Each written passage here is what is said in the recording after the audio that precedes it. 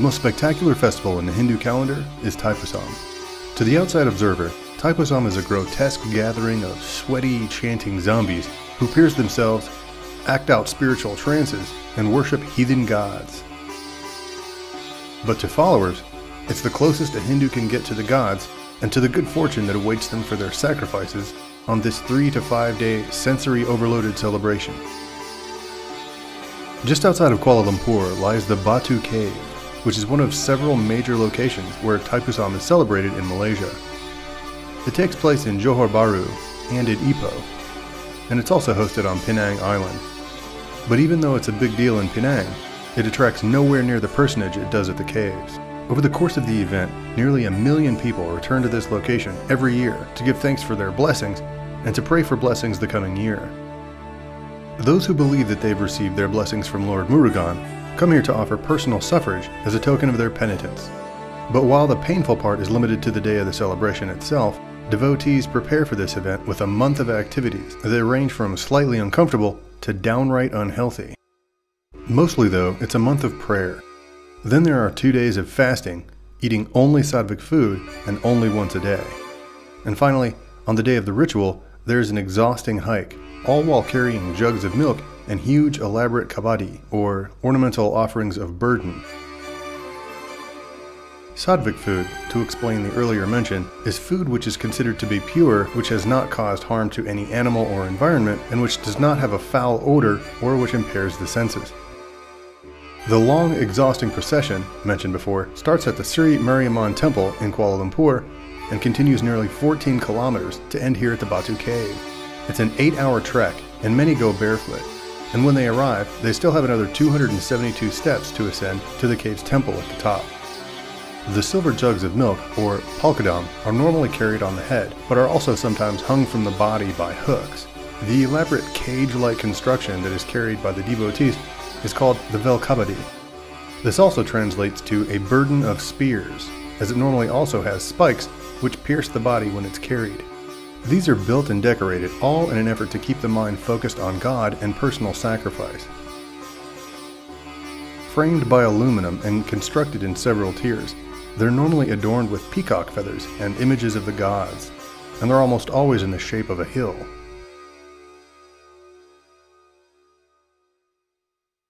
Okay, finally we made it to the top of the Batu Cave, and behind me and all around me are the temple and the people worshiping it. So I think that the total of the stairs was 274, but the cave actually goes in and then comes back up, and by the time you get here, you see this, what's all around me.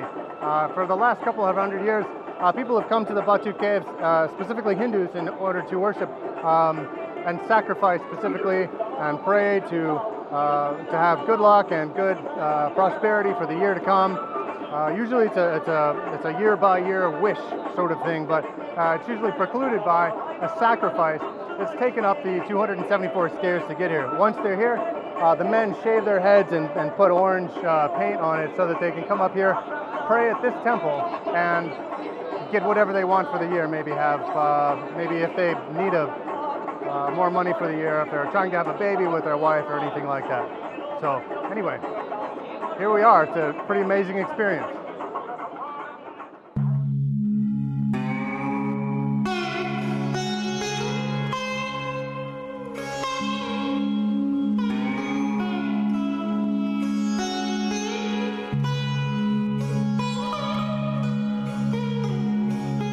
If you knew nothing of this festival before having seen it, it may well come across as extreme. But Hindus take this ceremony very seriously. It's not uncommon for penitents to abstain from sex, shave their head and body hair, sleep on hardwood floors, maintain a vegetarian diet, and many other preparations throughout the month preceding the final showdown. Malaysia and Singapore are among the few places that one can actually celebrate Thaipusam. It was originally a Tamil Nadu celebration.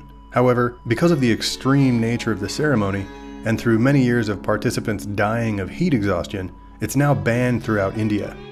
It is, however, still honored at least in some fashion in Thailand, Myanmar, Sri Lanka, Mauritius, and Reunion Island. Of all of the mythology throughout the human lineage, I'd have to say that Hindu mythology is my absolute favorite. Having studied much of the text from the Bhagavad Gita and the Mahabharata, I find this amazing collection of works to be almost magical in the level of creativity and imagination that went into their creation. And the story of Lord Murugan is a prime example. Of the vast pantheon of deities within Hinduism, Lord Murugan is the god of war and victory. He's also referred to as Tamis Kadavul, or God of Tamils. Thaipusam is sometimes mistaken as Murugan's birthday, but his birthday actually falls in the Vedic month of Vaikasi, when his birth star, Vishaka, aligns with the moon, sometime between May and June. The Hindu calendar is lunisolar, encompassing both lunar and solar influences, but much of its philosophy is also based in astronomy. In fact, the word Thaipusam is a combination of the Hindu month of Thai, which falls between January and February, and the word Pusam. Pusam is actually the name of a star, which is at its highest point in the northern sky during the time of the festival. And it's at this particular time that Parvati, the wife of Shiva, enlisted Murugan to vanquish Surapadman with his mighty vel. Murugan, realizing that Surapadman had morphed into a mango tree in an effort to hide from battle, split the tree with his giant spear. One half of the tree became an emblem for Murugan's victory, and the other half became a peacock. And the symbolism within this story is found all throughout the festival.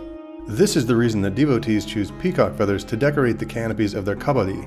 Some devotees pierce their cheeks with a trident to represent Murugan's vel, or spear, and others still pierce their chest, arms, and back with hooks, hanging bells and lemons from them, or they attach them to chains and pull small chariots behind them.